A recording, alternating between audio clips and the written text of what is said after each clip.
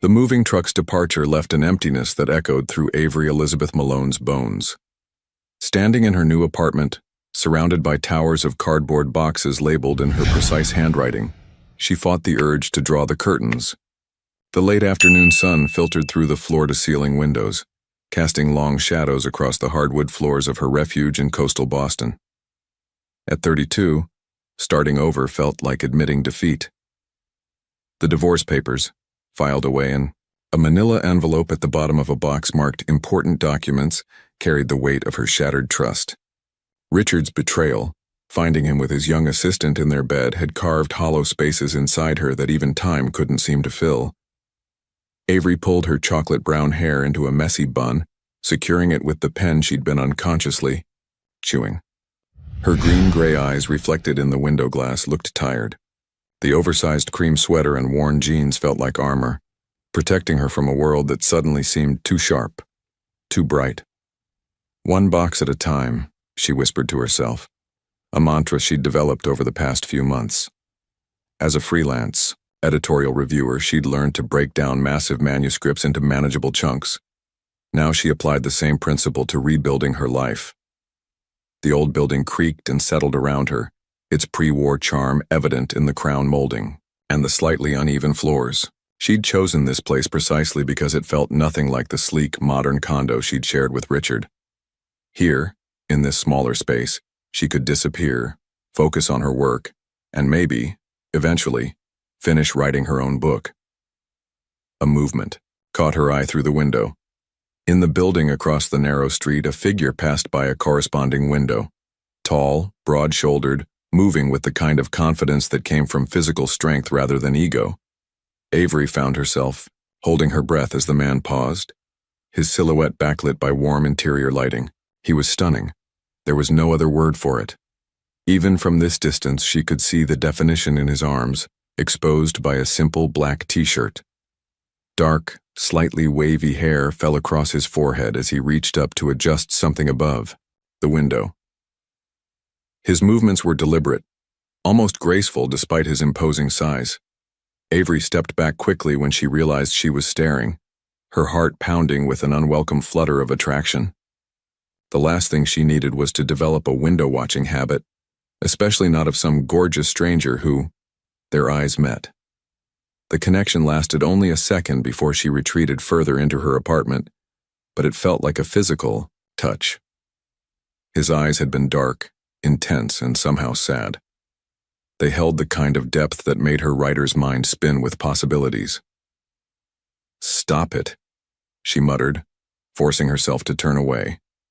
She had manuscripts to review, boxes to unpack, and a life to reconstruct. She didn't have time for mysterious neighbors or the way their glances made her pulse quicken. But as she worked through the evening, organizing her home office and setting up her workspace, she found her gaze drawn back to the window. The man appeared periodically, going about his evening routine. He worked out on a mat near the window, the movements controlled and powerful.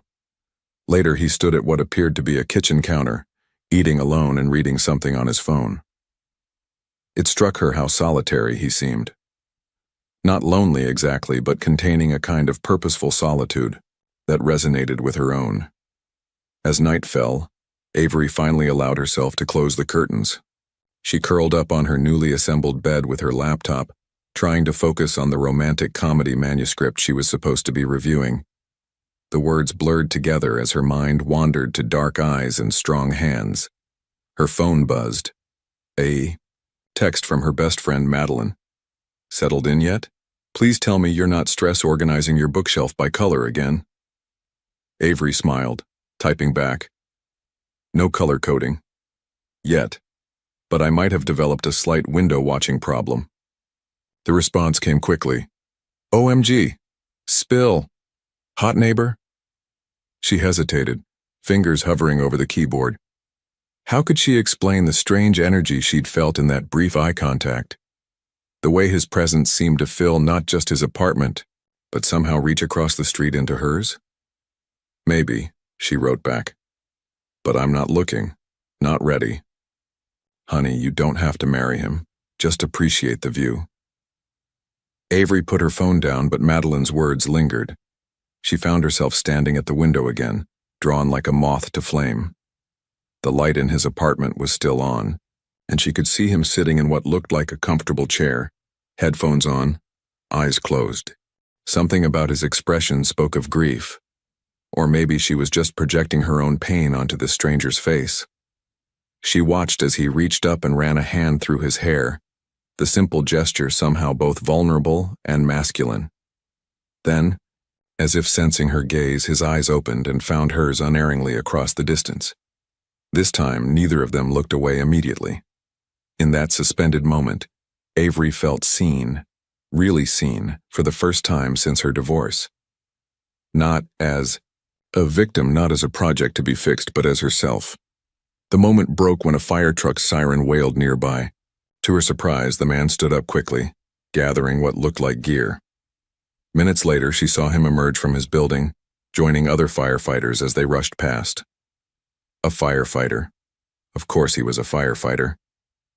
Avery finally stepped, away from the window, pressing her cool fingers to her warm cheeks. This was dangerous territory, developing any kind of interest in someone even from a safe distance. She had walls up for a reason, protective barriers built from the ruins of her marriage. But as she lay in bed that night, listening to the city sounds and the unfamiliar creaks of her new home, she couldn't stop thinking about those dark eyes, about the way he'd looked at her, not through her, not past her, but into her.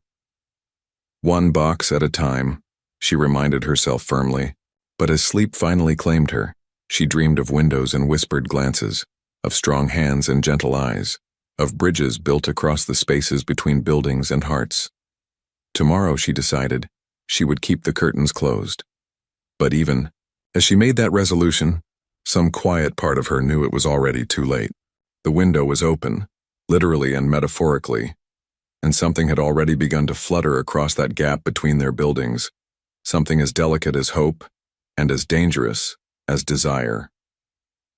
Cassian Andrew Doyle's alarm went off at 4:30 a.m., but he was already awake.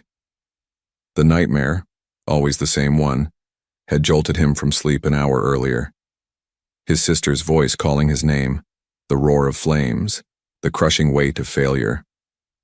He'd spent that hour doing push-ups on his living room floor, trying to exhaust his body enough to quiet his mind.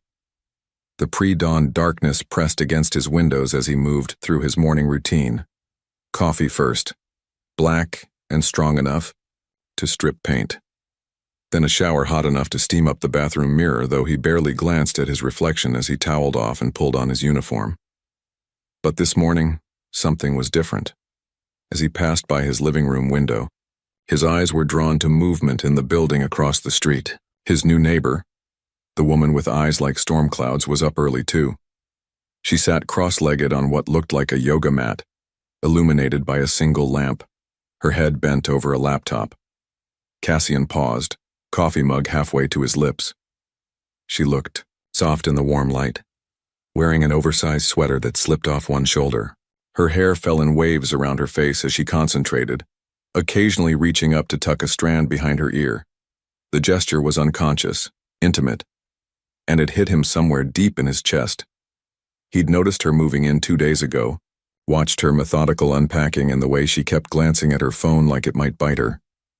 There was a story there, written in the tension of her shoulders and the careful way she moved through her space, as if trying not to disturb the air around her. His phone buzzed, a text from his captain about an upcoming shift change. Cassian forced himself to step away from the window, though his awareness of her presence lingered like the steam from his shower. At the station, his partner Miguel noticed his distraction during equipment checks. "Earth to Doyle." Miguel waved a hand in front of his face. "You're a million miles away, man. What's up?" Cassian shook his head, focusing on checking the oxygen tanks. "Nothing. Just didn't sleep great." Miguel's expression softened with understanding. They'd worked together long enough for him to recognize the signs. "The dream again?" "Always the dream." Cassian's voice was quiet but firm, closing the topic. The morning passed in a blur of routine calls.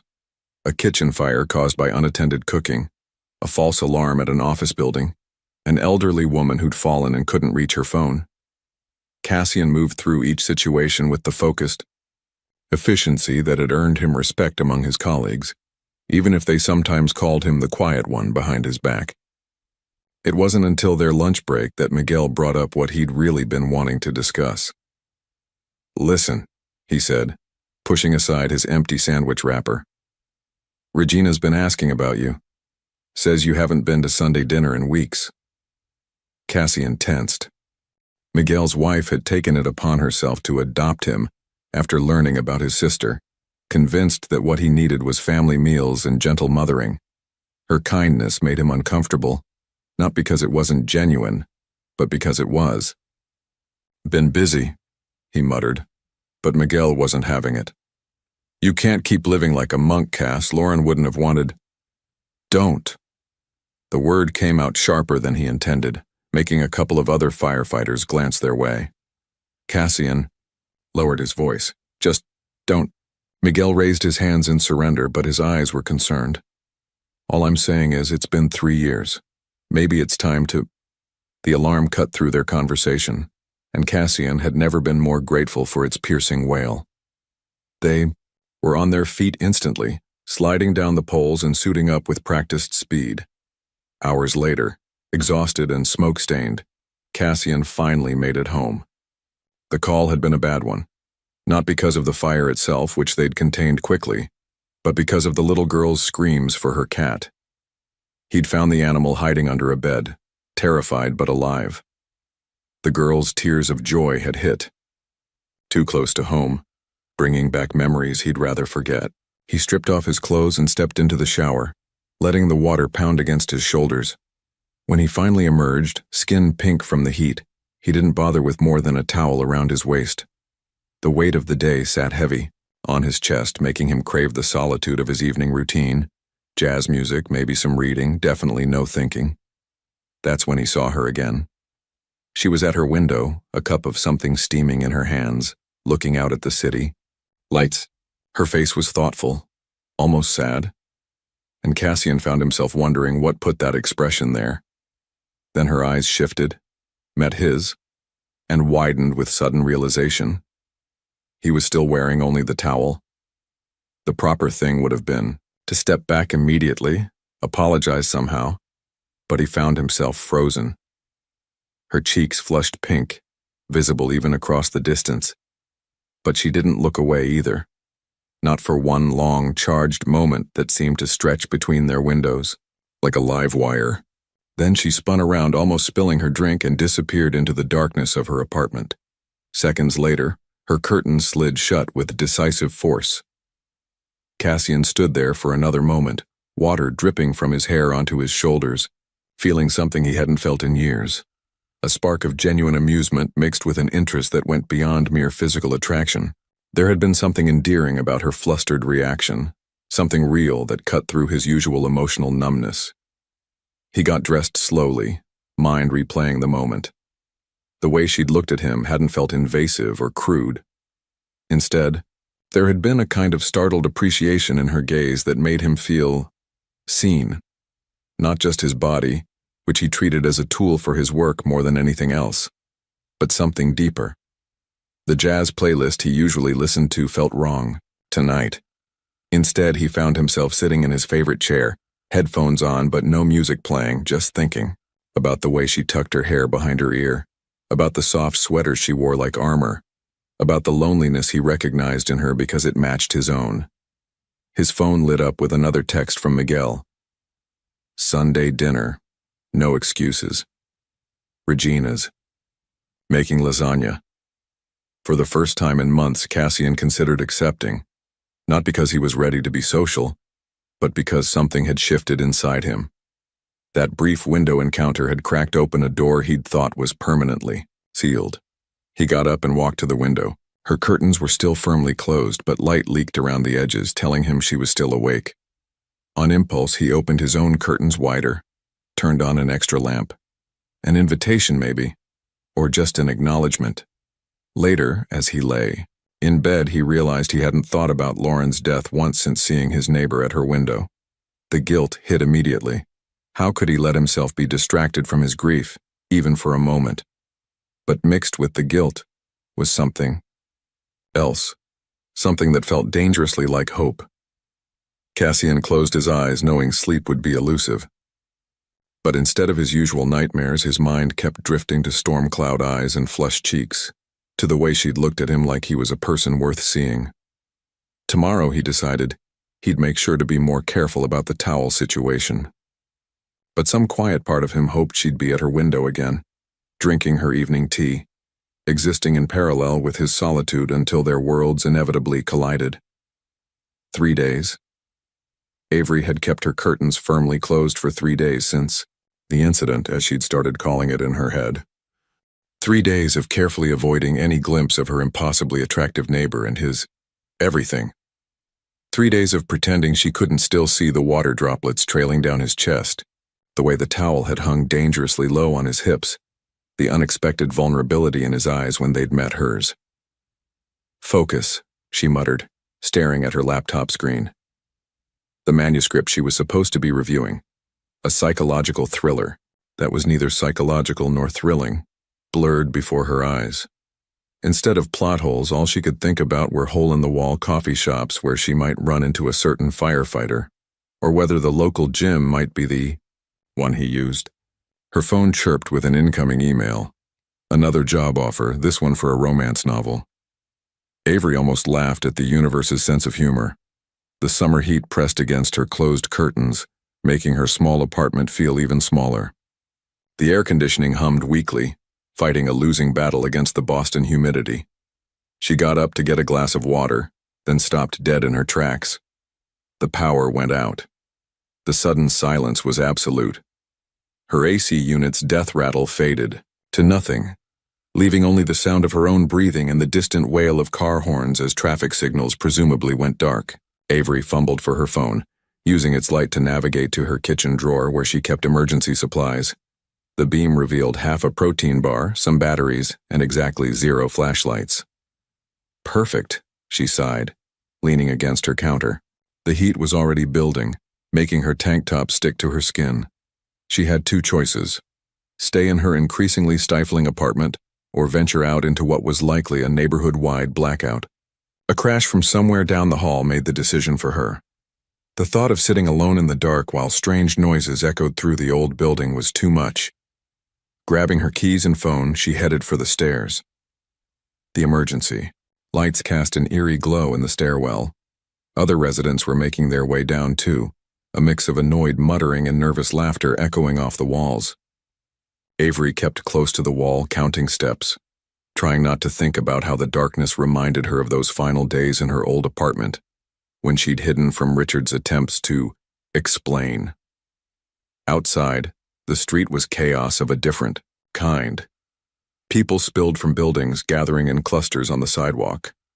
The summer sun was setting, painting the powerless buildings in shades of orange and pink. Without air conditioning, windows that had been sealed all summer were being thrown open, letting out the accumulated heat.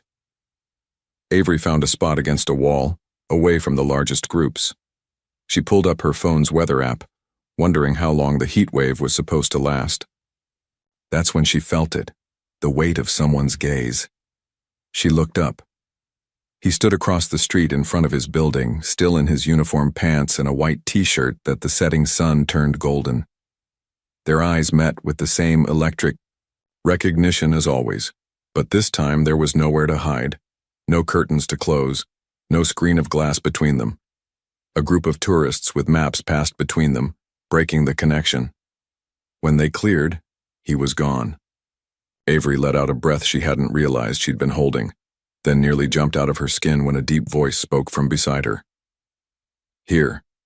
He stood less than 2 feet away, holding out a bottle of water. Up close, he was even more devastating. Tall, enough that she had to tilt her head back to meet his eyes, with shoulders that made her want to write sonnets despite her general distaste for poetry. "Thank you," she managed, taking the bottle. Their fingers brushed. The contact sent a shiver through her that had nothing to do with the heat. "Power's out in a 6-block radius," he said. His voice was quiet, resonant with a slight roughness that made her think of whiskey and late nights. They're working on it, but it could be a few hours. Avery nodded, unsure what to say. How did one make small talk with a man they'd seen naked? Well, almost naked. Mostly naked. Nakedly enough that she'd spent 3 days trying to forget the exact angles of his. "I'm Cassian," he said, interrupting her increasingly dangerous train of thought. "Avery." She took a sip of water to hide her flushed cheeks. "You're a firefighter?" A small smile tugged at the corner of his mouth. What gave it away?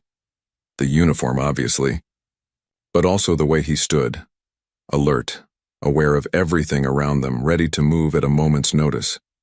The way other residents kept glancing his way, seeking reassurance from his calm presence. "Lucky guess," she said, and was rewarded with a slight deepening of his smile. A comfortable silence fell between them. Around them, the street had taken on a block party atmosphere. Someone had brought out a guitar. Children chased each other with glow sticks. The heat was still oppressive, but there was something almost magical about the way the lack of power had drawn everyone outside, away from their screens and air conditioning. "You're a writer?" he asked finally. Avery blinked in surprise. "How did you—" "The way you look out your window sometimes," he said, then seemed to catch himself. "I mean, I've noticed you working late, with manuscripts." So he'd been watching. Her too. The knowledge sent another shiver through her, this one settling low in her stomach. "I'm an editor mostly," she said. "Freelance. The writing is complicated." He nodded like he understood complicated. Another silence fell, but this one felt charged, full of things unsaid. Avery found herself studying his profile, the strong line of his jaw, the slight tension in his shoulders. He looked like a man carrying weights no one could see. "Listen," he said suddenly, reaching into his pocket. "I should check on some of the elderly residents, but—" He pulled out a small notepad, the kind first responders carried, and wrote something on it. The movement of his hands was decisive but gentle, at odds with their obvious strength. He tore out the page and held it out to her. "In case the power stays out," he said, "or in case it doesn't." Avery took the paper, careful not to let their fingers touch again. She wasn't sure she could handle that twice in one conversation. His phone number was written in strong, clean strokes, along with his full name, Cassian Andrew Doyle.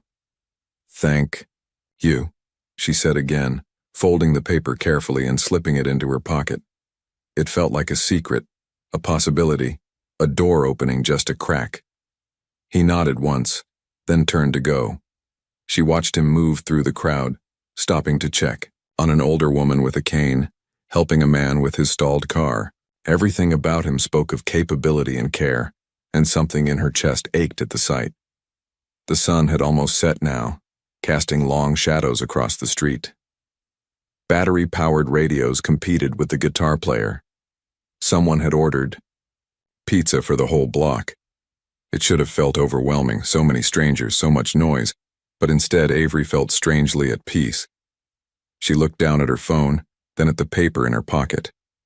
The smart thing would be to wait, to think this through, to remember all the reasons she'd sworn off relationships, to keep her curtains closed and her heart safer. But as she watched Cassian lift a young child onto his shoulders to retrieve a balloon caught in a tree, she found herself pulling out her phone. Her fingers moved before she could second-guess herself. "Thank you for the water. Avery." She hit send before she could change her mind, then waited, heart pounding. Across the street, she saw him pause and reach for his phone. Even in the growing darkness, she could see his smile. The reply came moments later. "Thank you for not calling the police about the towel incident." Avery laughed out loud, surprising herself. A few people turned to look, including Cassian. The way he was looking at her made her feel both seen and safe, a combination she hadn't experienced in longer than she cared to remember. When the power finally came back on 2 hours later, Avery returned to her apartment with more than just relief from the heat. She had a phone number burning a hole in her pocket, the memory of a smile that reached all the way to dark eyes, and the dangerous feeling that maybe, just maybe, Some risks were worth taking. She walked to her window, and for the first time, in 3 days, opened the curtains. Across the street, a light came on in Cassian's apartment. He was there, looking back at her. Neither of them moved to close their curtains. Sometimes, Avery thought, a blackout could illuminate things that had been hidden in the light. Cassian's phone buzzed at 5:43 a.m., just as he was finishing his morning workout. He'd been up since 4, unable to sleep, thoughts circling around. A certain editor in the text conversation they'd had until well past midnight. Coffee? The message read. I know a place that opens early. Really early. His heart did something complicated in his chest. She was awake too. Had she also been thinking about their late-night exchange? About how they'd moved from awkward, blackout small talk to sharing pieces of themselves, one text at a time? Where? He typed back, then added, I'm already up. Been there, done that. The little place 2 blocks down. 15 minutes? Cassian looked at himself in the mirror, sweat damp from his workout, wearing old gym clothes. Make it 20, he replied. In the shower, he tried not to overthink things, but memories of their texts kept floating through his mind. She'd told him about growing up in Maine, about her dream of writing a novel about family secrets and second chances. He'd shared stories about his rookie days as a firefighter, carefully avoiding any mention of Lauren. He'd made her laugh 3 times. He'd counted. The coffee shop was tucked between a bookstore and a vintage clothing shop, its windows still, dark except for the warm glow of pendant lights inside. Avery stood outside wearing jeans and an oversized cardigan despite the early summer heat. Her hair was loose around her shoulders, and she was biting her lower lip, checking her phone. Hi, he said softly, not wanting to startle her. She looked up, and the smile that spread across her face hit him like a physical force. Hi, she replied, tucking her phone away. I was starting to worry you'd changed your mind. I wouldn't. The words came out more intense than he'd intended. To cover the moment, he reached for the door, holding it open for her. Inside, the cafe smelled of freshly ground coffee and something baking. The barista, a college-aged kid with bright blue hair, nodded at them. Morning, Avery, the usual? You're a regular? Cassian asked as they found a table in the corner. I keep weird hours, she admitted, and Riley here doesn't judge me for ordering coffee at ungodly times. Never, Riley called from behind the counter. What can I get for your friend? Black coffee, Cassian said. Strong as you can make it. Ah, a firefighter special, Riley grinned. Coming right up. Avery raised an eyebrow. They know your order too? Most places around here do. Fire station's just a few blocks away. There, drinks arrived. His black coffee and what appeared to be some kind of caramel latte creation for her. The morning light was starting to seep through the windows, catching the gold highlights in her hair. She wrapped both hands around her mug, and Cassian noticed she wasn't wearing any rings. So, she said, meeting his eyes. Couldn't sleep either? I usually get up early. Usually this early? He smiled slightly. No, not usually this early. A comfortable silence fell as they sipped their drinks. Outside, the city was starting to wake up. Early morning joggers passed by. Delivery trucks rumbled past. Birds called from their perches on power lines. Can I ask you something? Avery's voice was hesitant. When he nodded, she continued. Last night, in your texts, you mentioned that jazz helps with the nightmares. Do you want to talk about them? Cassian's hand tightened on his mug. Part of him wanted to deflect, to change the subject, but something about the quiet morning light, about the way she was looking at him, not with pity but with genuine care, made him want to try. They're about my sister, he said finally. About the night she died.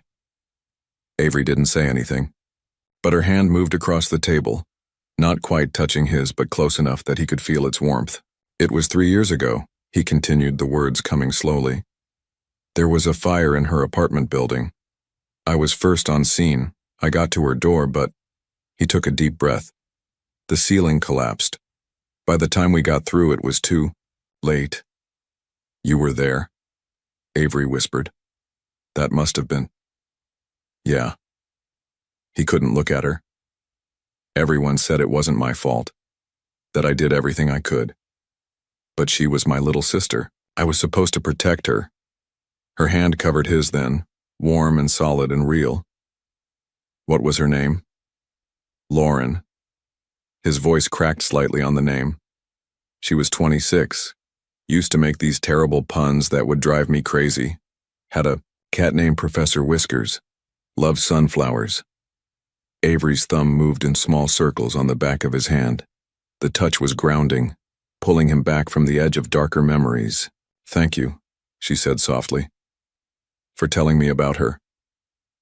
He looked at her then, really looked. The morning light made her eyes clearer, more gray than green. There was something in them, understanding maybe, or recognition of pain. Your turn, he said gently. She withdrew her hand, wrapping it back around her mug. My turn? Something keeps you up at night, too. I can see it in the way you watch the street sometimes, like you're looking for shadows. Avery took a long sip of her drink, then set it down carefully. I was married, she said, for 5 years to a man named Richard. It ended badly. Cassian waited, letting her find her words. I came home early one day. Had a migraine. Decided to skip my afternoon meetings. Her voice was steady, but her fingers were white-knuckled around her mug. Found him in our bed with his assistant. She was 22, wearing my favorite sweater. Anger flared in Cassian's chest, not hot and fast like during a fire, but slow and cold. The kind that made him want to find this Richard and... The worst part wasn't even the cheating, Avery continued. It was realizing that everyone knew. His friends, our neighbors, probably half my colleagues. Everyone but me. She laughed, but there was no humor in it. I felt so stupid, so blind. You weren't stupid, Cassian said, his voice low and fierce. He was the blind one. She looked up, startled by his tone. Their eyes met and held, and something electric passed between them. Understanding, recognition, the weight of shared pain and the possibility of something lighter. The moment was broken by Riley approaching with fresh coffees. On the house, they said, clearing away the empty mugs. You, too, looked like you could use a refill. Thanks, Riley. Avery smiled, but her eyes kept drifting back to Cassian. They spent the next hour talking about lighter things. His captain's terrible jokes, her current manuscript about a detective who could talk to houseplants, the best pizza place in the neighborhood. But something had shifted between them. Deeper connection forged in the quiet morning light. When Cassian's phone buzzed with a message from the station, they both knew their time was up. I have to go, he said, reluctant to break the spell of the morning. I know. Avery stood, gathering her cardigan closer despite the growing heat outside. Thank you for everything. They walked to the door together, close enough that their shoulders almost touched. Outside, the city was fully awake now, the streets filling with commuters and construction noise. Avery, Cassian said just as she started to turn away. She looked back and the morning sun caught her face, making her eyes luminous. Would you have dinner with me? Tonight? Her smile bloomed, slowly like a flower opening to the sun. Yes, she said simply. I'd like that. He watched her walk away, her hair catching the light, her steps lighter than they'd been earlier. Something in his chest felt lighter too, as if sharing the weight of his grief had somehow made it more bearable. His phone buzzed again, Miguel asking where he was. But before he headed to the station, Cassian looked up at the windows of their buildings now bright in the morning sun. The curtains were open on both sides, and somehow, that felt like a promise. Avery stood in front of her closet, surrounded by discarded outfits, while Madeline's voice came through her phone speaker.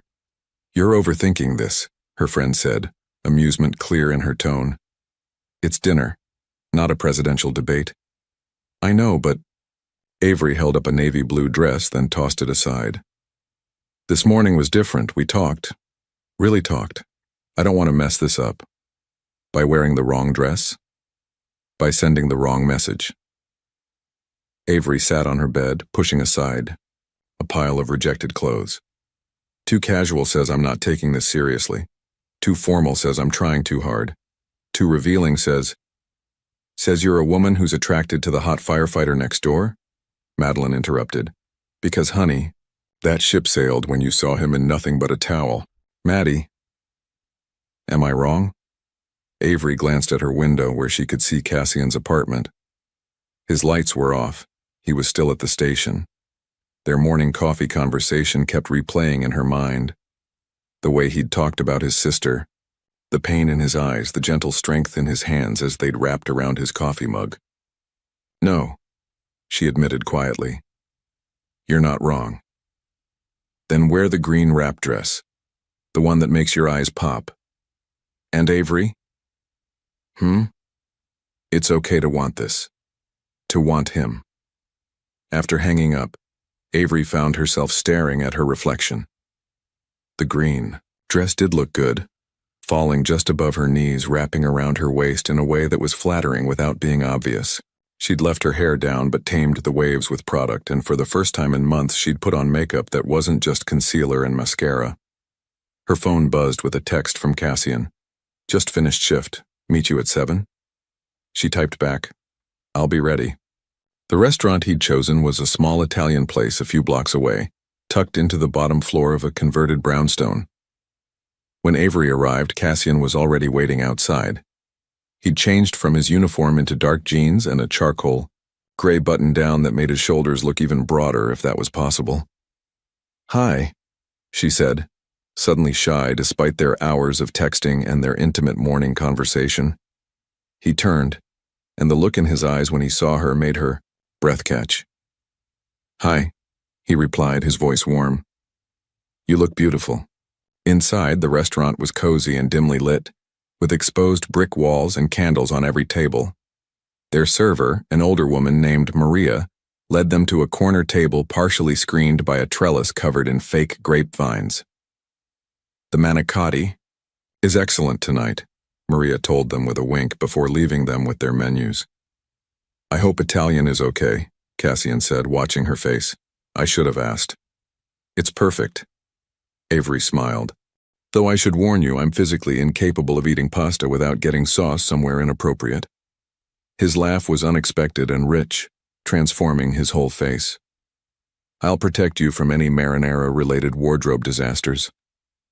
The wine arrived, a red he'd selected with quiet confidence, and Avery found herself relaxing into the evening. There was something about Cassian's presence that made her feel both excited and safe, like standing at the edge of an adventure knowing someone would catch her if she fell. So, she said, after they'd ordered, do you bring all your dates to this hidden gem?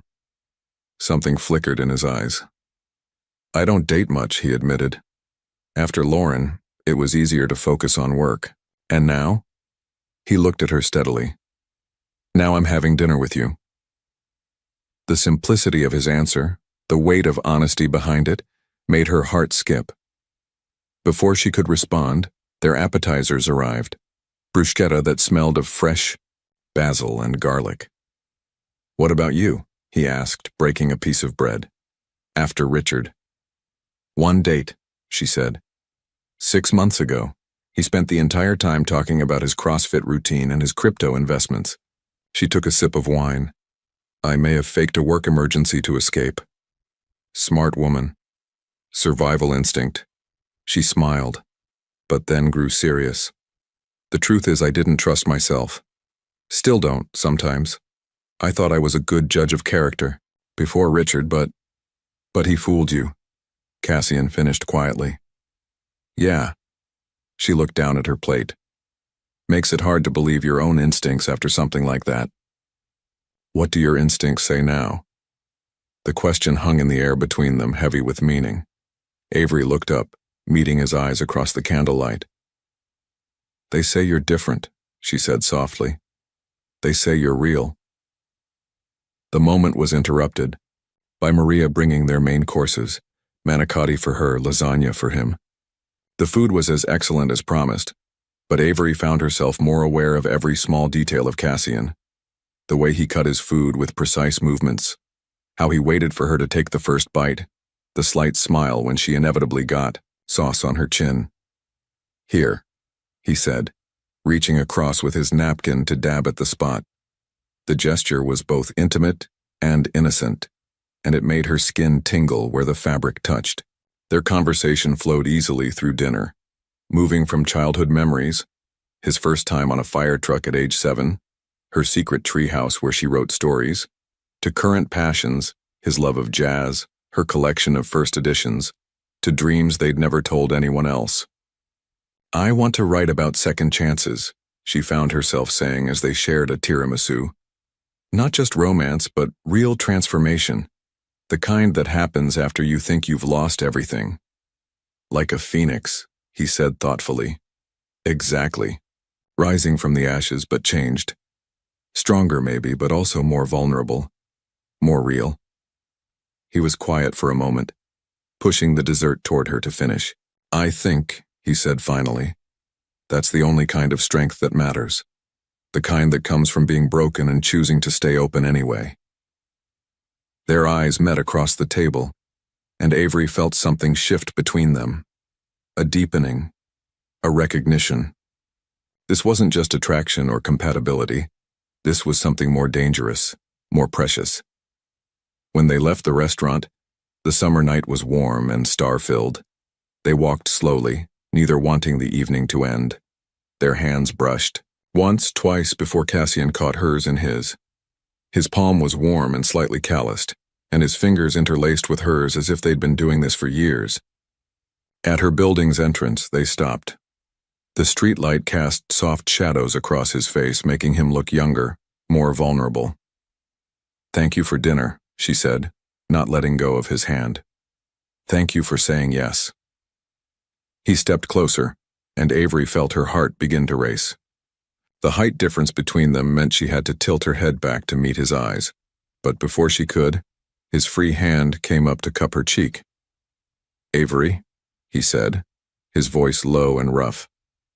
"I'm going to kiss you now, unless you tell me not to," she answered by rising on her tiptoes, pressing her lips to his.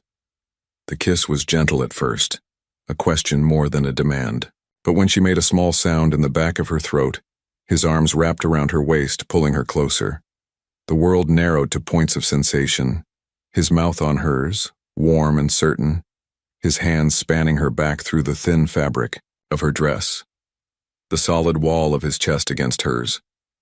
She tasted wine and coffee and something uniquely him, and when they finally broke apart, they were both breathing heavily. "Wow," she whispered, not moving from the circle of his arms. He pressed his forehead to hers, his eyes closed as if memorizing the moment. "Yeah," he agreed roughly. "Wow." Later, after more kisses and whispered goodnights, Avery stood at her window. Across the street, she could see Cassian in his apartment, phone to his ear. As if sensing her gaze, he turned and saw her. Even across the distance, his smile made her knees weak. She touched her fingers to her lips, still feeling the ghost of his kiss. Outside her window, the city hummed with life. But all she could focus on was the man across the street, the taste of tiramisu and possibility, and the dangerous, wonderful feeling that maybe, just maybe, some risks were worth taking twice. The next 2 weeks passed in a blur of stolen moments and growing intimacy. Coffee before Cassian's early shifts, quick lunches when their schedules aligned, long evening walks through the neighborhood, hands intertwined, learning each other's rhythms. And always their windows open, a constant connection even when they were apart. But tonight was different. Tonight, Cassian had invited her to Sunday dinner at Miguel and Regina's. "You don't have to come," he'd said when he asked her, his voice carefully neutral. "It's just that Regina's been asking about you and—" "I want to," Avery had interrupted, even as butterflies took flight in her stomach. Meeting his closest friends felt significant, like crossing a threshold she couldn't uncross.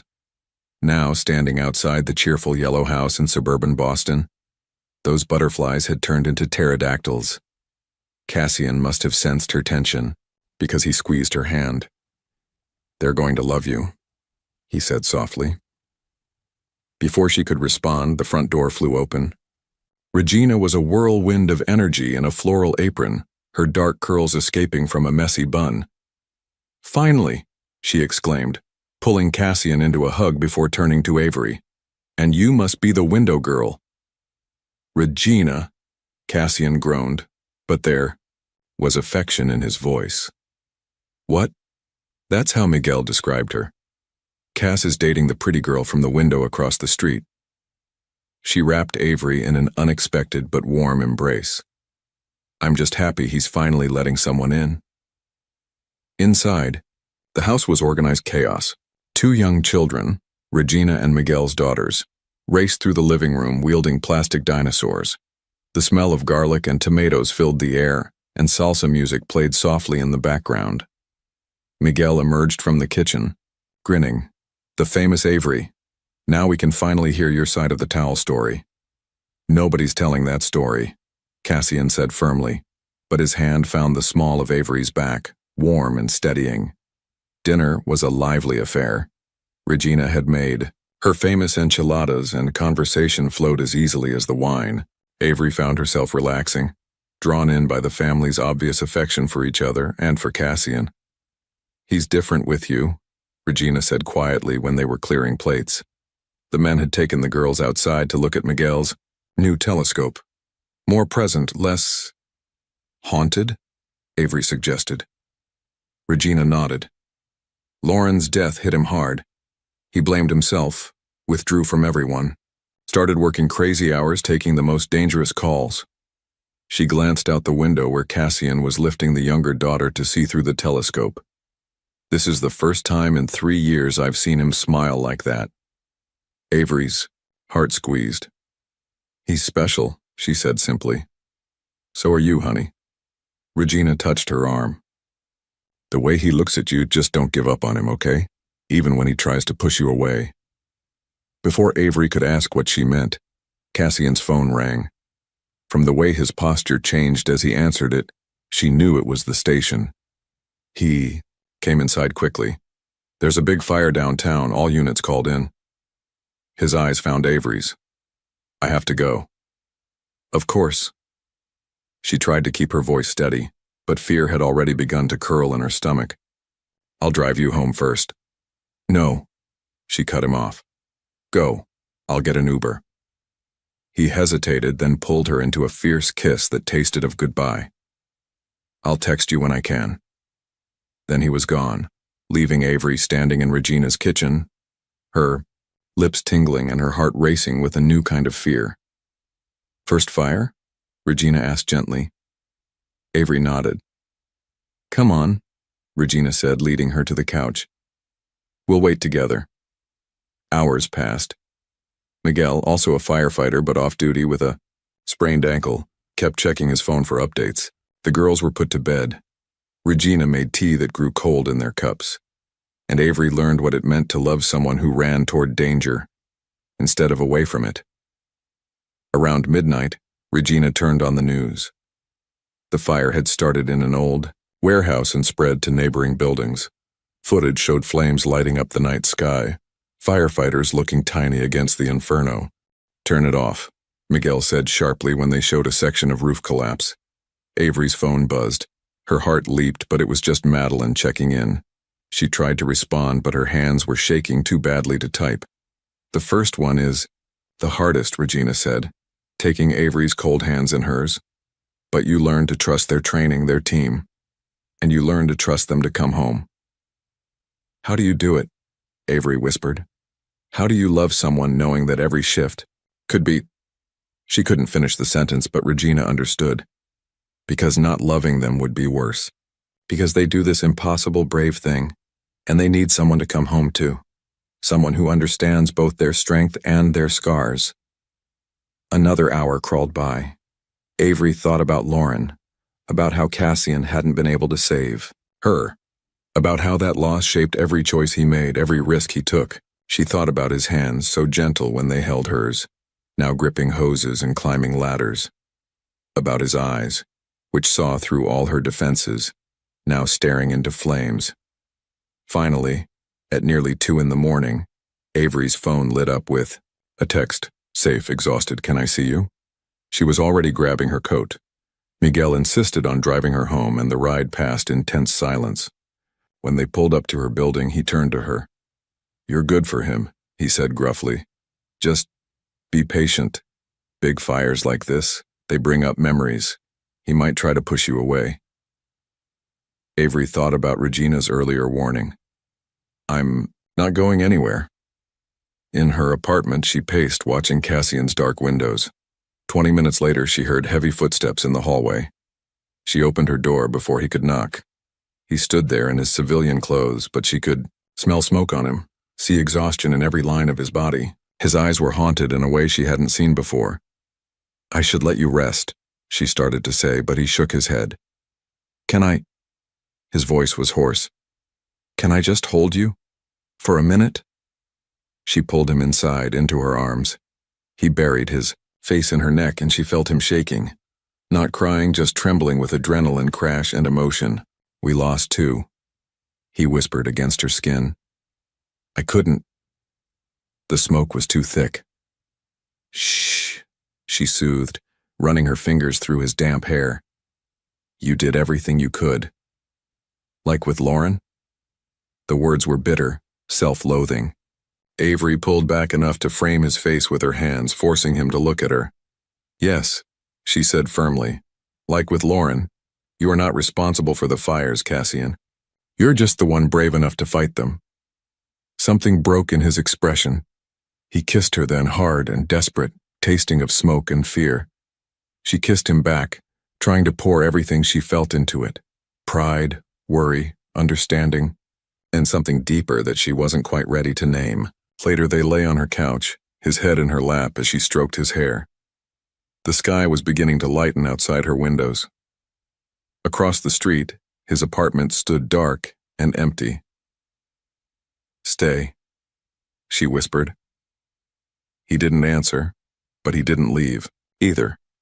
And as the sun rose over Boston, Avery watched him finally sleep, his hand curled around hers like an anchor. She thought about what Regina had said, about loving someone who ran toward danger, about understanding both their strength and their scars.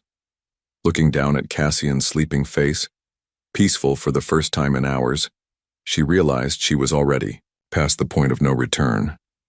This was what falling in love felt like. Not the careful, controlled affection she'd had with Richard, but something wild and terrifying and beautiful. Something worth fighting for, even if sometimes that meant fighting Cassian's own demons alongside him. A month into their relationship, Avery was learning Cassian's rhythms, the way he always woke before his alarm, how he needed silence after difficult shifts, the specific tension in his shoulders that meant Lauren was heavy on his mind. But she was also learning that love didn't automatically heal old wounds. Sometimes it just brought them closer to the surface. The email arrived on a Tuesday morning. Avery was at Been There, Done That, working on her novel while waiting for Cassian to finish his shift. The familiar ping barely registered until she saw the sender's name. Richard Maxwell. Her coffee turned to acid in her stomach. Subject: Can we talk? Her finger hovered over the delete button, but something made her open it. Avery, I've been thinking about us, about my mistakes. I miss you. The company isn't the same without you. Neither is my life. Can we meet? Just to talk. I owe you an explanation and so much more. Richard. You okay? Riley asked, appearing at her table with a fresh coffee. You look like you've seen a ghost. Something like that, Avery managed. The bell above the door chimed and Cassian walked in. One look at her face and he was immediately alert, crossing to her table in long strides. What's wrong? She turned her laptop toward him wordlessly. His expression darkened as he read, jaw tightening. Are you going to meet him? His voice was carefully neutral. I don't know. She closed her laptop. Part of me wants answers. Why he did it. If anything in our marriage was real. Cassian sat down, his posture rigid. And the other part? Is terrified of letting him back into my life in any way. She reached for his hand across the table. I'm not interested in reconciliation, you know that, right? He nodded, but something had shifted in his eyes. A shadow she recognized, the same one that appeared when he talked about Lauren, about not being able to save her. It's your decision, he said finally. But whatever you choose, I'm here. The rest of the morning felt off kilter. They went through their usual routine: breakfast, a walk through the park, but there was a new tension between them. Avery caught Cassian watching her with an expression she couldn't quite read. That evening, she was reviewing a manuscript when movement caught her eye. Through their windows, she saw Cassian in his apartment, pacing. He was shirtless, fresh from a workout, tension visible in every line of his body. Even from across the street, she could tell something was wrong. Her phone buzzed with his text. "Can I come over?" Minutes later, he was at her door. He'd pulled on a t-shirt but hadn't bothered with shoes, and his hair was still damp with sweat. Before she could speak, he pulled her into a kiss that was almost desperate in its intensity. "Cass," she gasped when they broke apart. "What's wrong?" He rested his forehead against hers, breathing hard. "I keep thinking about you meeting him, about him trying to win you back. That's not going to happen. You don't know that." He pulled away, running a hand through his hair. "People make mistakes. They realize what they've lost.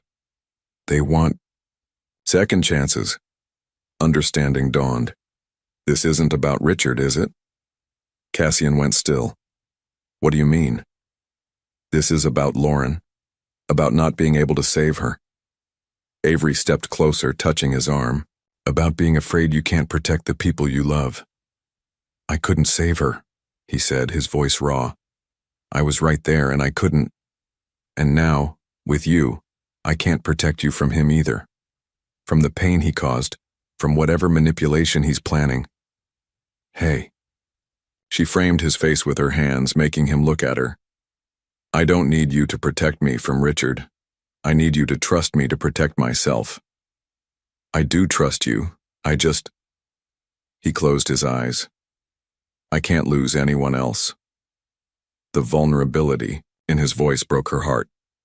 "Come here," she whispered, leading him to her couch. She sat down, pulling him with her until his head was in her lap, just like that night after the big fire.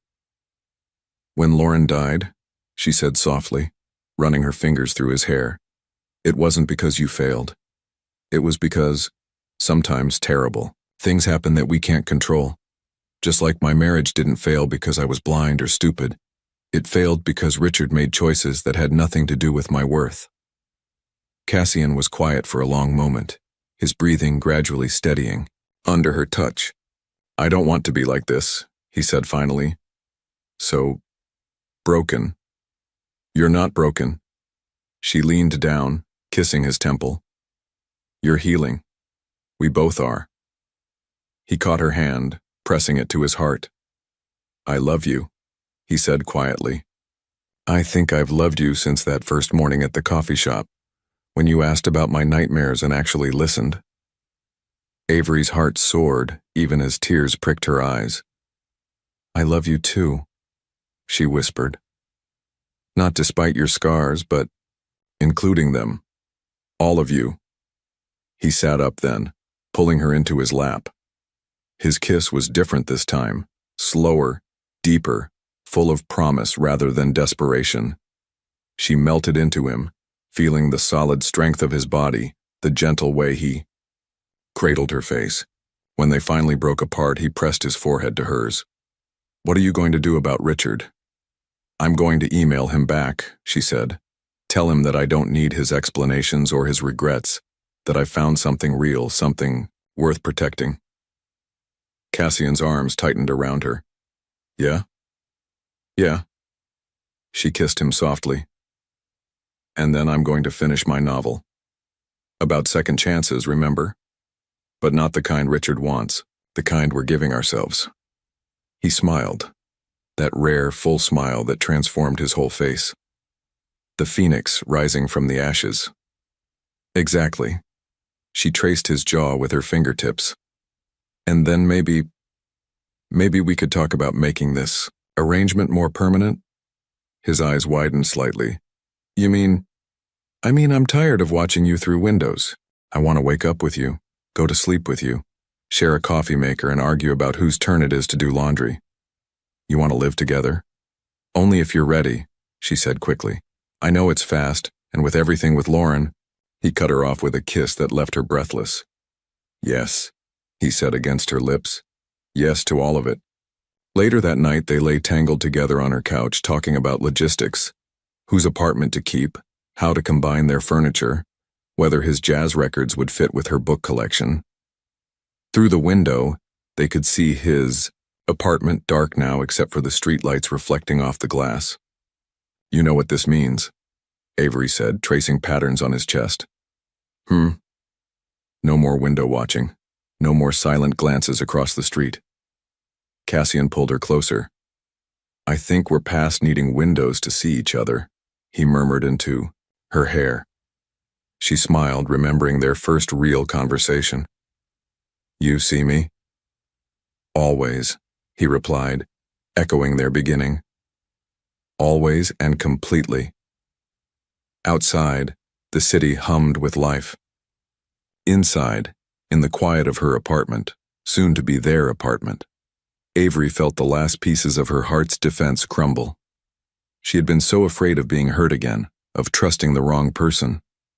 But loving Cassian wasn't about blind trust or desperate need. It was about choice, about seeing someone's darkness and choosing to walk beside them anyway, about letting someone see your scars and trusting them to touch them gently. As she drifted off to sleep in his arms, Avery thought about phoenixes and second chances, about how sometimes the most beautiful things could rise from the ashes of what was lost, and sometimes they lived right across the street, just waiting to be seen.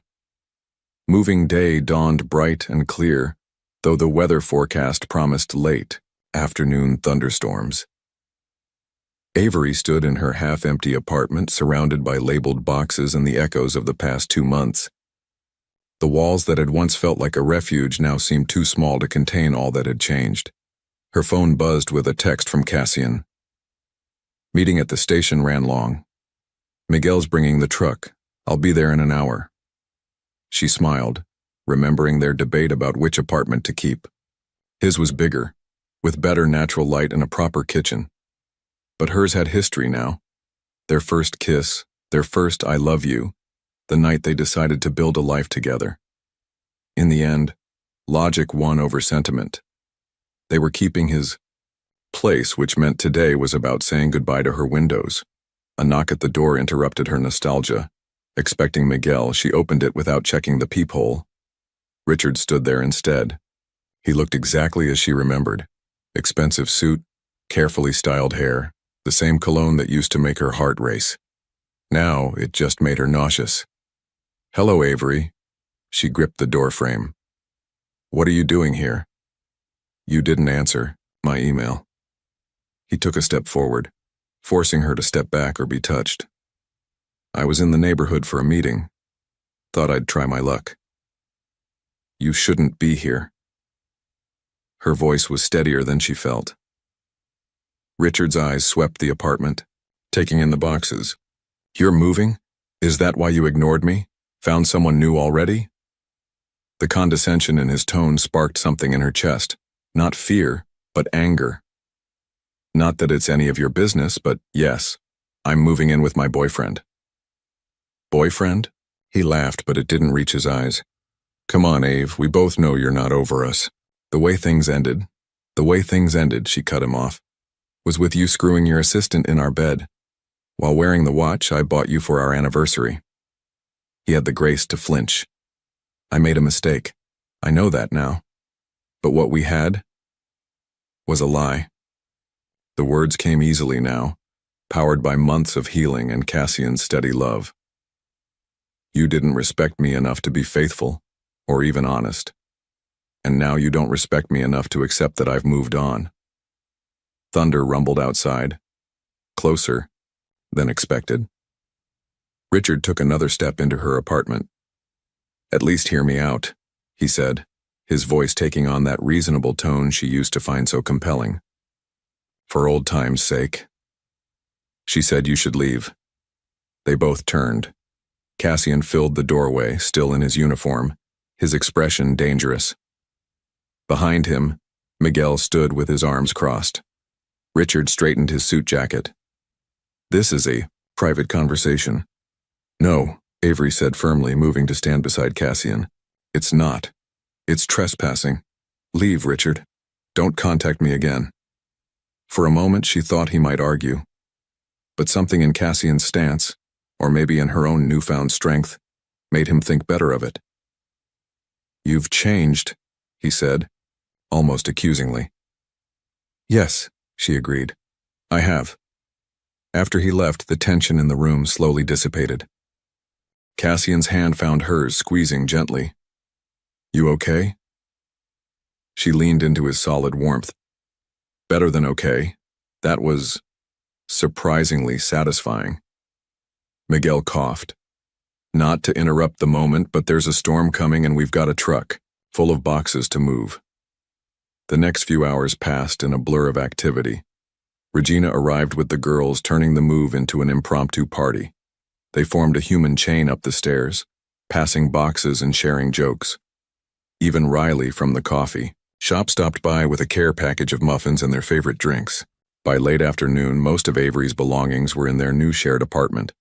She stood at Cassian's, their windows, watching the storm roll in.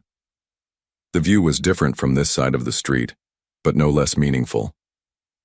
Having second thoughts? Cassian's arms slipped around her waist from behind. No. She leaned back against his chest. Just thinking about how much has changed since I first saw you through these windows. You mean since you first saw me naked through these windows? She elbowed him playfully. Almost naked, and I seem to remember you didn't mind being seen. I didn't. His voice turned serious. I wanted you to see me. All of me. I do. She turned in his arms. And I'm sorry about Richard showing up today. Don't be. He touched her face gently. You handled him, I just provided backup. Lightning flashed outside, followed quickly by thunder. The storm was directly overhead now, rain lashing against their windows.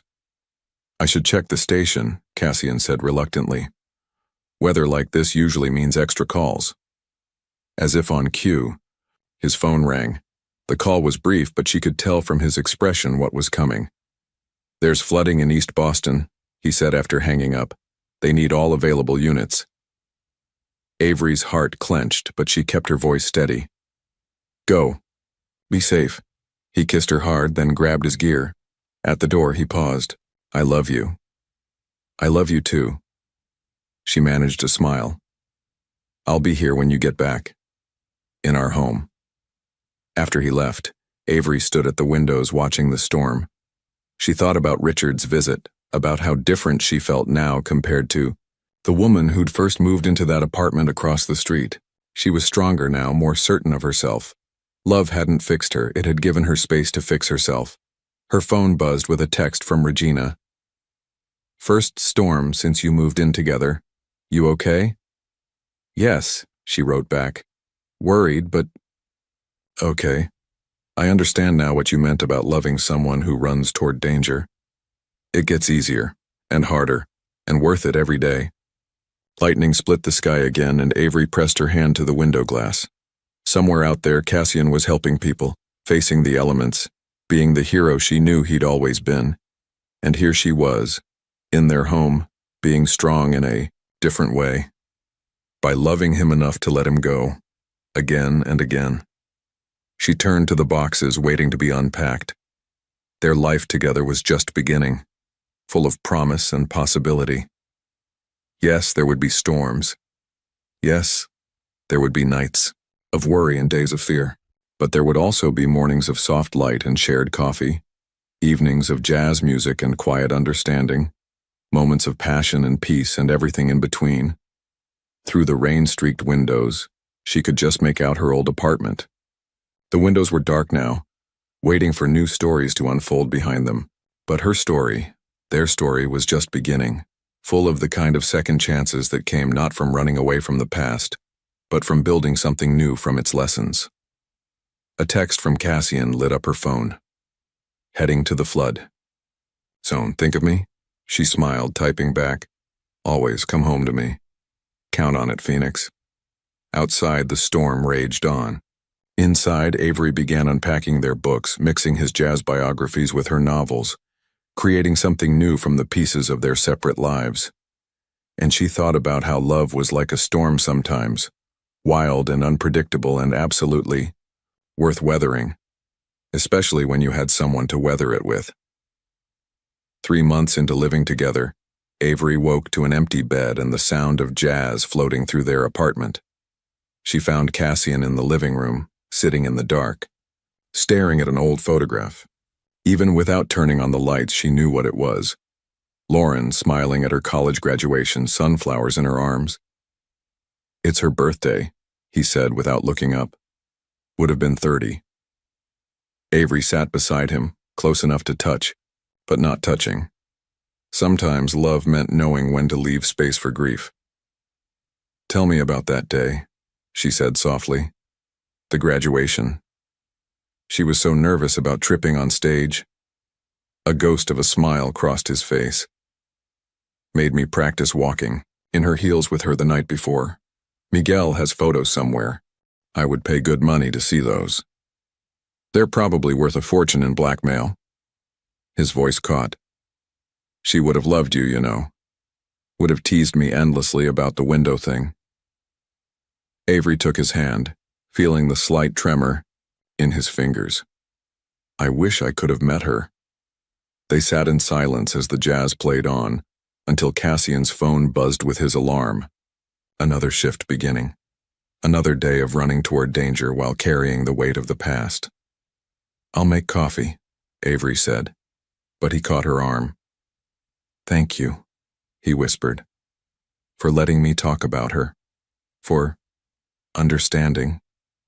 She kissed him softly. Always. Later that morning, after Cassian left for his shift, Avery sat at her laptop working on the final chapters of her novel. The story had evolved as she wrote it, becoming less about romantic love and more about the kind of transformation that comes from facing your deepest fears. Her protagonist, once a shadow of herself, was finally stepping into her own power. Her phone lit up with a text from Regina.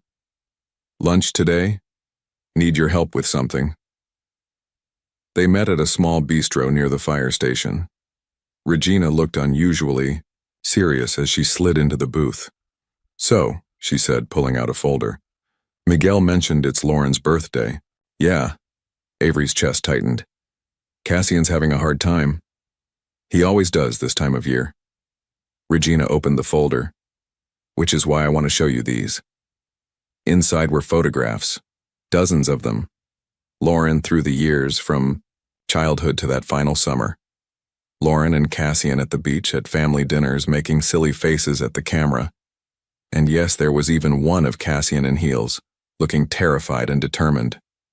These are amazing, Avery breathed. But why are you showing me? Because Cassian got rid of all his photos after she died. Couldn't bear to look at them.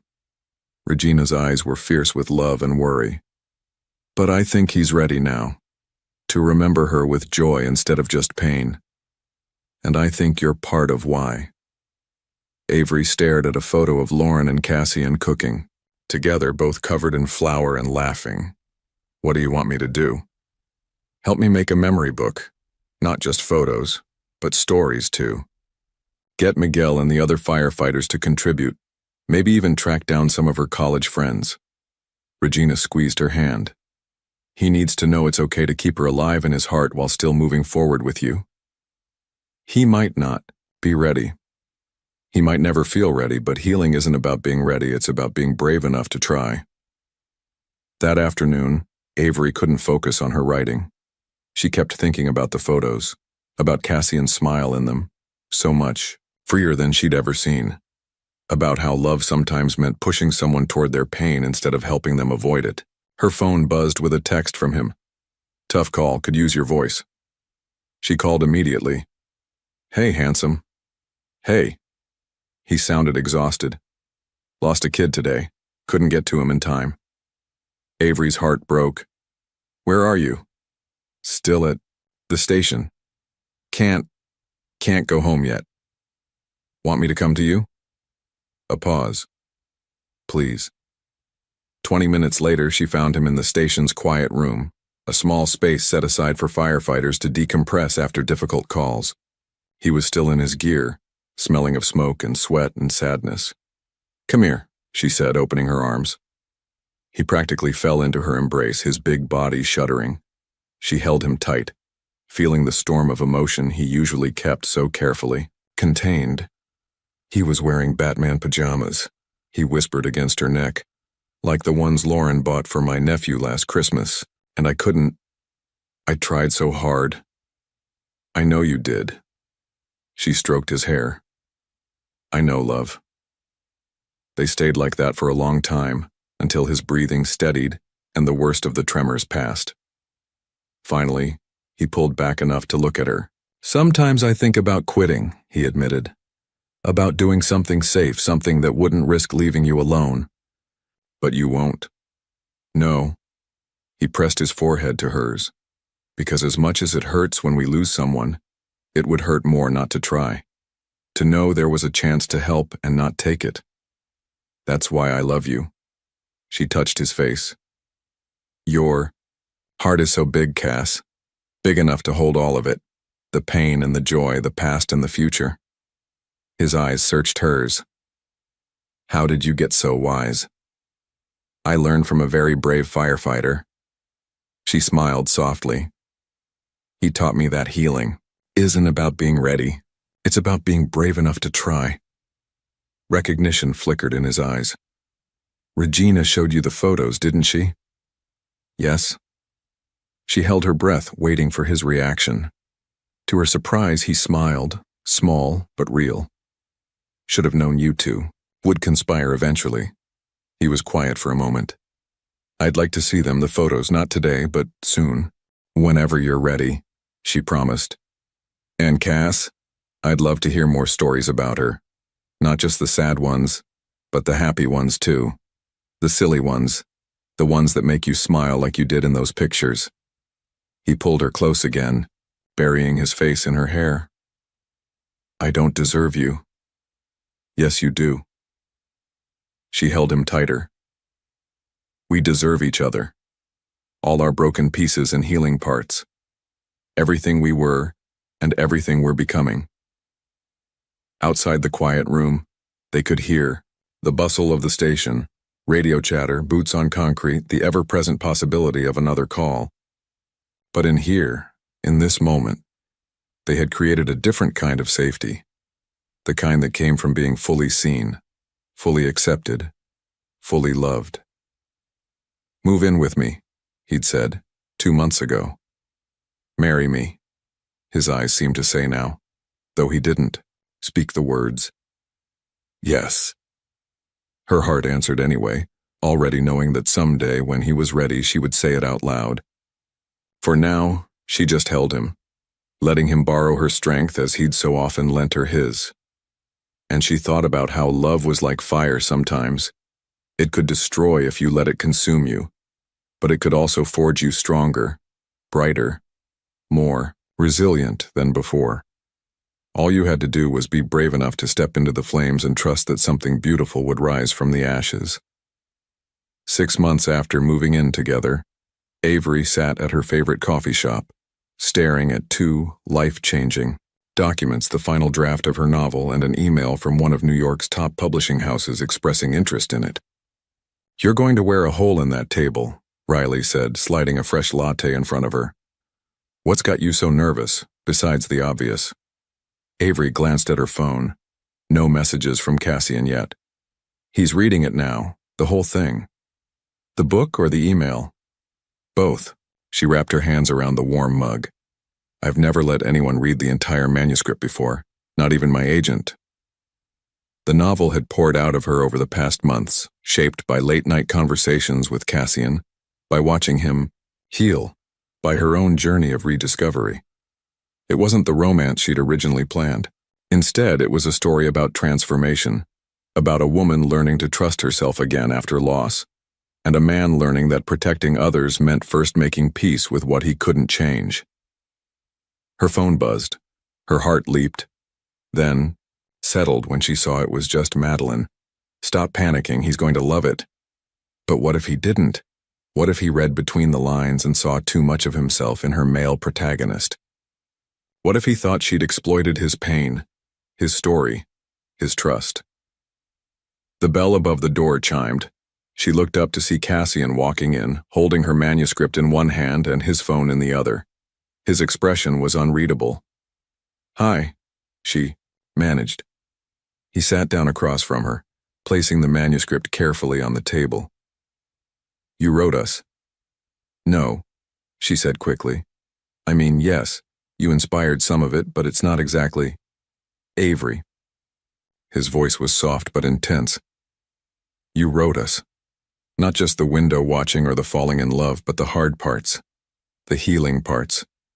The way love doesn't fix you but gives you a safe place to fix yourself." She held her breath. And it's beautiful." He reached for her hand. "It's real and raw and honest. It's everything I've never been able to say about Lauren, about loss, about finding you." Tears pricked her eyes. "Really?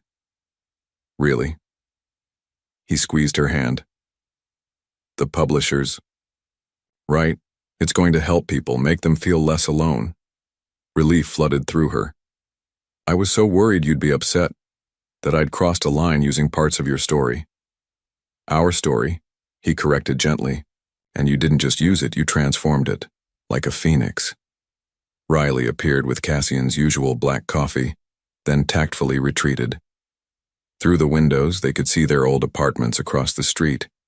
New tenants lived there now, creating their own stories behind those windows.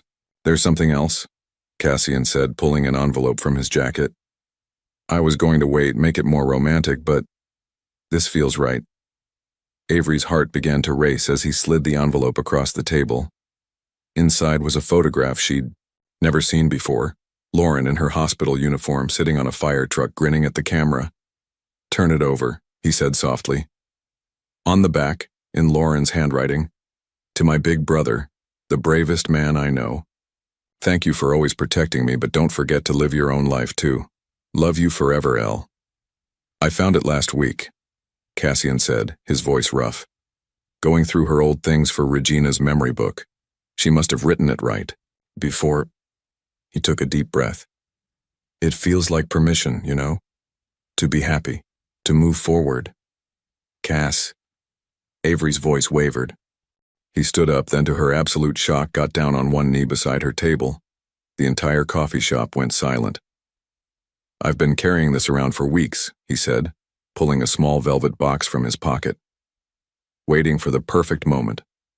But then I read your book, about how love isn't about perfect moments but about perfect understanding, about how sometimes the bravest thing we can do is let ourselves be happy." Avery's hands flew to her mouth as he opened the box, revealing a simple but stunning ring. "I love you," he said, his dark eyes full of emotion. "I love the way you see me.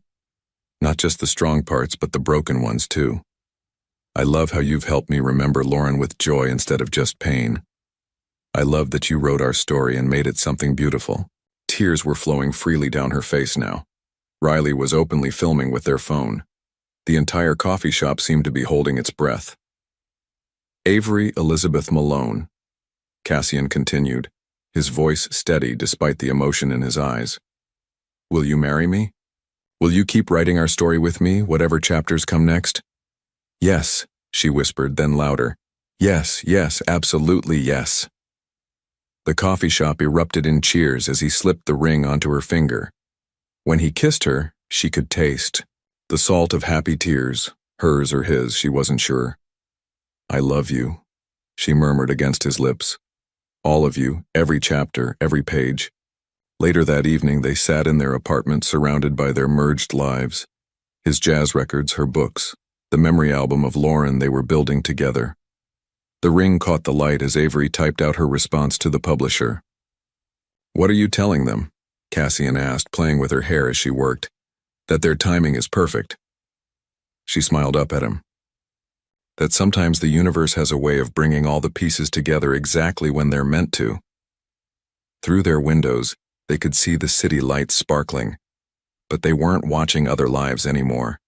They were living their own, writing their own story one day at a time. "Read me something?" Cassian requested, pulling her close. "From the book?" Avery opened her laptop to the final page. "Love isn't about being saved. It's about finding someone who makes you brave enough to save yourself. Someone who sees both your strength and your scars, and teaches you how to wear them both with pride. Someone who helps you rise from the ashes of who you were, and loves you into who you're becoming. Sometimes that love looks like quiet mornings and shared coffee. Sometimes it looks like holding someone while they face their ghosts. Sometimes it looks like watching through windows until you're brave enough to open the door. But always, it looks like coming home. To yourself, to each other, to the truth that some fires destroy but others transform. And in the end, it's not about what burns away. It's about what rises." Cassian pulled her closer, pressing a kiss to her temple. Outside their windows, the city hummed with life and possibility. Inside, they held each other, safe in the knowledge that their story, like all the best ones, was still being written. And this was only the beginning.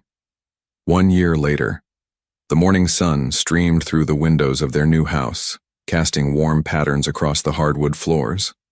Avery sat in what they dubbed the writing nook, surrounded by advance copies of her novel, which was set to release next week. The publisher's marketing materials called it a stunning debut about love, loss, and the courage to begin again. But the most important review sat framed on her desk, a simple note from Cassian. "Thank you for telling our story so beautifully." The sound of a key in the front door made her smile. Cassian was home from his shift, right on time for their Saturday morning tradition. "Coffee's ready," she called out. He appeared in the doorway, still in his uniform, holding a familiar paper bag from Been There, Done That. Though they'd moved to this quiet neighborhood a few months after their wedding, Riley still kept their, usual orders ready every Saturday morning. "How was the shift?" she asked as he bent to kiss her. "Quiet, thankfully." He settled into the oversized armchair they'd positioned next to her desk, close enough to touch, but giving her space to work. Though Miguel won't stop showing everyone pictures of the twins. Regina and Miguel's new babies, born just 2 months ago, had the entire fire station wrapped around their tiny fingers, especially Cassian, who'd been named godfather to both girls. "Did you show them the latest sonogram?" Avery asked, hand drifting to her still flat stomach. They hadn't told anyone else about their own expected arrival, wanting to keep the joy between just them for a little longer. Cassian's face softened with that look of wonder he'd worn since the positive test. "Not yet, but I did spend an embarrassing amount of time in the baby supply store on 3rd Street during my lunch break." "Again?" "They had these tiny firefighter onesies." Avery laughed, getting up to settle in his lap. "You're going to spoil this kid rotten, like you haven't already ordered a complete set of baby classics for the nursery." She couldn't deny it. The room that would become their child's nursery was already filling with books, carefully chosen to create the same love of stories that had shaped her life. Among them was a special handmade book, the memory album of Lauren, filled with photos and stories and love, waiting to share the legacy of an aunt who would live on through their stories.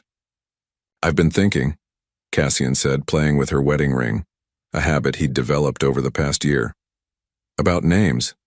"Yeah? If it's a girl, what do you think about Lauren?" Avery turned to look at him, seeing the mix of hope and hesitation in his eyes. "Lauren Malone Doyle," she tested the sound. "It's beautiful. You don't think it's too much, too heavy?" "I think it's perfect." She touched his face. A reminder that love doesn't end, it just transforms. Like phoenixes. He pulled her closer, one hand resting protectively over her stomach.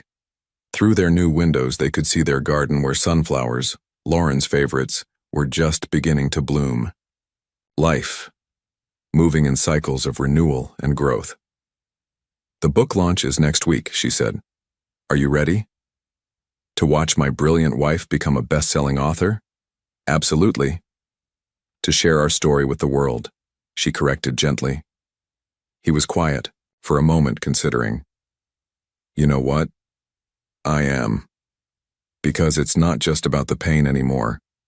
It's about what came after. What's still coming. As if in response, the morning light shifted, painting their walls in shades of gold and promise. Avery thought about the journey that had brought them here. From those first tentative glances through windows to this home they'd built together, this life they were creating. I love you, she whispered, feeling his heart beat steady against her back. I love you too, he murmured into her hair. All of you. Everything we've been, everything we're becoming. Outside, the city was waking up. Inside, they held each other, safe in the knowledge that their story, like the best ones, like the truest ones, would keep unfolding. Through new windows, new chapters, new beginnings. And every page would be written in love. We've all seen someone through a window, a neighbor, a stranger, a face that intrigues us. But have you ever felt that inexplicable connection? That moment when a simple glance carries the weight of 1,000 unspoken words? If you could go back in time and have the courage to turn one of those looks into something more, what would your unlived love story be? Your participation in the channel is very important. Please leave your opinion in the comments. Thank you for watching. If you enjoyed the story, please subscribe to our channel and leave a comment below letting us know what you thought. Your feedback and support mean a lot to us. Stay tuned for more exciting stories.